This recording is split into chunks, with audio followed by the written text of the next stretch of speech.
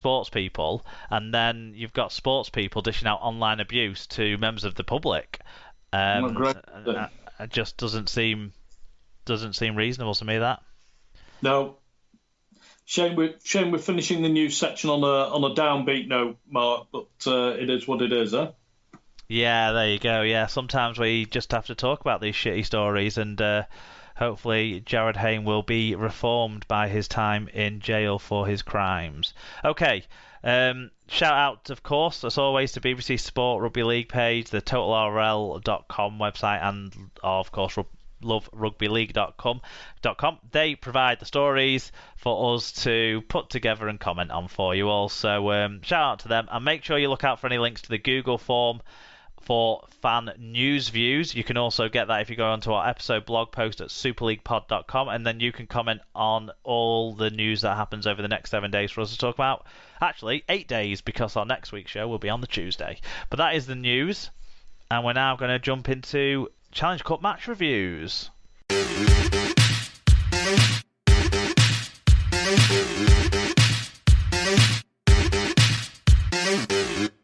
Right, yeah, we're into match reviews for the Challenge Cup quarterfinals, and the first game from the quarterfinals was on Friday evening.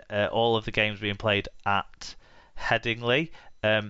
We start with Catalans against Warrington. It was 16-6 to the Warrington Wolves, repeating their victory over the Dragons from a couple of weeks ago. It was 14-0 at half-time, so you would say the hard work was done before the break.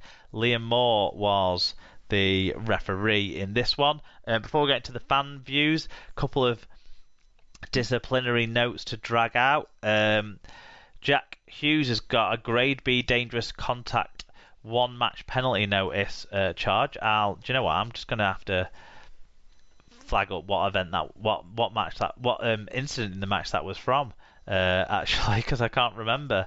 Dangerous contact in the 51st minute. Unfortunately, the minutes now from the match review panel don't tell you who the tackle was on, so looks like excessive flexion to the head, neck, or spinal column, so it'll be a crusher, that one. I can't remember when it occurred, but Jack Hughes has got a 1 game for that. And Gil Dudson got a grade B dangerous contact 1 match penalty notice, and that was, I'm pretty sure, for the incident he got sin-binned for, which was a chicken wing type scenario. It was very similar to the one that we talked about the other week in the Wigan game, but I can't. We were just talking about our memories being shakier than they used to be. I can't remember which player it was who committed the foul on the Wigan player, but yeah, and Gil Dudson also got a caution for other contrary behaviour in this one, and that was for an offence of kicking out in the 2nd minute. So didn't have a great start to the game, did he, Gil Dudson? No. But shall we get to the fan views? You want to lead off with the first one from Neil? Well, so Neil Ormston wrote in. He said, the second time in 3 weeks we've completely nullified Catalan's attack, i.e. Tompkins, and with resurgent Chris Hill leading the way, we were always in control. Think we're building nicely and flying a bit under the radar whilst racking up wins, with no one giving us any credit. John Wells is obviously pissed off that we've taken the cast coaching staff and not offered him a role. Congrats on the triple century. Someone thank you, Neil. No, Neil wouldn't let a milestone go by, would he, with his record-keeping hat on there. Pop the Viking said, too many errors from Catalan, who never seem to get into their stride. Warrington too good for them. EFC78JU says, that is some win to go in the semi-finals in style, even though we lost Ratchford in the warm-up to injury. No Catalan player could put Darryl Clark down and stop him scoring as he got into the position he's supposed to be in. No wonder why he got 2, and Widdop is too good at kicking from far or near distance. He still adds on the extras and into the semi-finals. Let's see who we get next, which we know about now. Yeah, and David Hunter gives us that spoiler. He said, cup final in sight now, Cass up next. Lee Whitnall, Catalans handed us this one with some sloppy play. and King Clarkey was on hand to hoover up the chances. He'll look great in the NRL next year. Sad face. Yeah, crying face emoji. Well, it's about time some of the teams knew how that felt, to be honest. Taking the Wigan route. Maybe he'll be back the year after, Mark, which is what normally happens, isn't it? Give him 2 years, then let him come back. Yeah. It doesn't do our competition any harm, because we've seen that from other players and other storylines. But this game, I do think Catalans were a bit of their own worst enemy. In fact, Catalans played the best rugby that they played in this game when they were down to 12 men with Dudson off, because they played that period really well.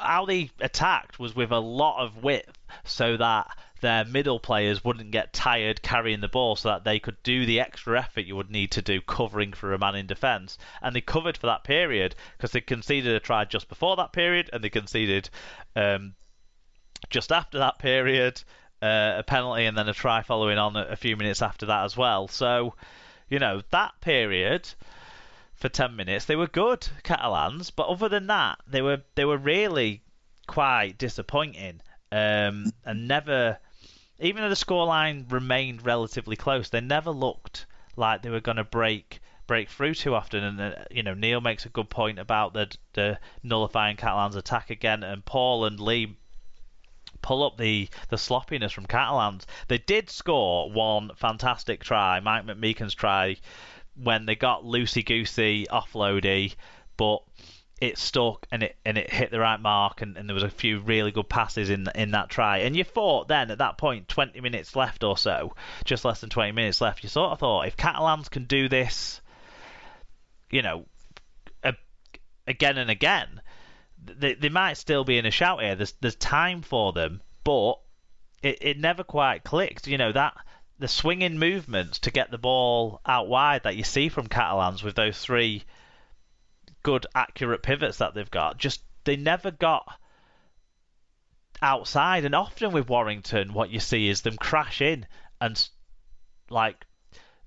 remove the space to get that last pass made effectively. But in this game, I think it was actually more the way they slid to cover it, to make sure everyone was manned up consistently, was really impressive. So all the terribleness of their defence the week before against Hull KR has been forgotten, I think, for Warrington. And they scored a couple of tries for themselves that are worthy of note. Well, Darryl Clark's first try at the start, right up the middle, with Toby King coming in, what looked a bit too easy, to be honest. The break he made, the line he run was really good, really sharp and incisive and fast, and Darryl Clark backing up like you'd expect him to. I thought that was one of the tries of the round, actually, that one. As was the McMeekan one, but just poor from Catalans, are very good from Warrington. Austin was back in the side with... This was because of Ratchford's injury, wasn't it? Exactly, yeah, that EFC pulled out. And I've been saying for a couple of weeks, I don't think there's any drop-off or difference or anything like that necessarily. Sorry, what I was saying was I don't think there was any gain from Ratchford at 6 over Austin. And this game made me feel that even more, because I think Austin realised that the way to get this team going the way they should be going is to let Widdop control it, and him try and do bits off the back of that. And probably with Inglis at fullback, who's not at full fitness, full aerobic capacity to kind of get around the pitch as much as you need to do at that position, it meant Austin could be that second receiver, but kind of get his own bit of choice in the plays he might pull off. So he looked threatening. He got close a couple of times. And I don't know what Price will do, but I think it'd be a little bit silly to go putting Ratchford straight back in if he's fit again next week, because I think Austin's a bigger threat. I really do think he's a bigger threat. It'd be interesting to see what he does. This was the only game of the quarterfinals I didn't actually see. I listened to the first half on the radio until Warrington got 14-0 up, and then I have to confess I stopped listening at that.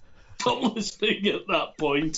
So I was slightly surprised when I came to watch to catch up with it later on and then watch the highlights that Warrington hadn't continued to stroll away with it. I don't know how much of that was Warrington settling for it and how much was it, Catalan really stepping up to the plate and making a proper challenge of it in the second half. But Warrington certainly, now that they've had two games against a side who I thought were playing very, very well in the first 3-4 games this season, Warrington have now taken them out convincingly on two occasions. So, credit to Warrington. Few concerns, I think, there for Catalan. And on they move into the semi-finals. Yeah, definitely. No, I think Warrington do look good now, don't they? They've come up with something here. Hill's back in some sort of form, and Widdop's playing the controlling role that I think he was expected to play last year, and so they look a threat for a competition that they've got really good pedigree in the last 10 years or so. So, Yep, let's move on to a side who hasn't got such great pedigree in the Challenge Cup in the last 10 years or so, but they won anyway, David, yeah? Yes, we did. Yes, we did. And it was a tight one. St Helens played Huddersfield. It was 12-10 to Huddersfield at half-time. St Helens came out on top, 23-18 in the end. One of my favourites, James Childs, was the referee for this one. And Mark W. says, gutted with that. It felt like penalties and set restarts defined that second half, with us not getting enough ball to be effective, while Saints got some easy field position. I thought our props looked great, but maybe a bit too similar to one another.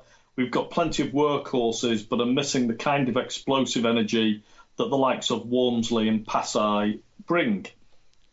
Yep, and Pop the Viking, keeping up his great record of getting in touch this year, Paul. He said St Helens made hard work of this, but feel that was down to the determination from the Giants. A good game to watch for the neutral.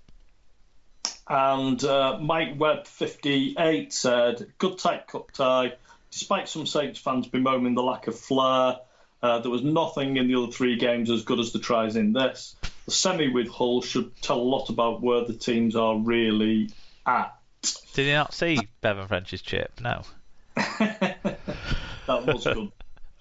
And McMeekin's try was extremely good as well, although he probably wouldn't score that 3 times out of 4 because that passed through the legs and go to ground. But anyway. But there was a spectacular try in this game just before half time, wasn't there? Oh, the finish was magnificent in the corner.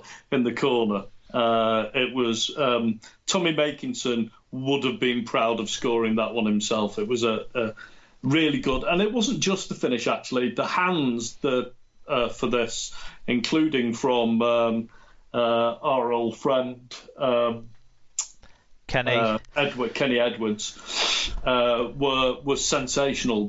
It was lovely, quick, but gentle passing that created the space on the outside for him to score, and it was a super finish. It shows you what you need to do to score against this side, though, doesn't it? Well, they had a penalty, 2 set restarts, and a goal line dropout to build up to this. And then you still just squeak it in with a spectacular finish. In the corner. But anyway, that's Huddersfield's spectacular finish. What about your side, David? I mean, this was very relatively typical of what Saints have been doing this year. I thought Huddersfield played our standard tactics of we're going to tackle you inside your own 20, and then you're going to have to get to the halfway line, and then we're going to be all over you and just keep you under relentless pressure, which is kind of the way we play every game. And we'll be very patient. We won't throw the ball around, and then we'll just hand it over to you on your own line and let you do the same again until we eventually score.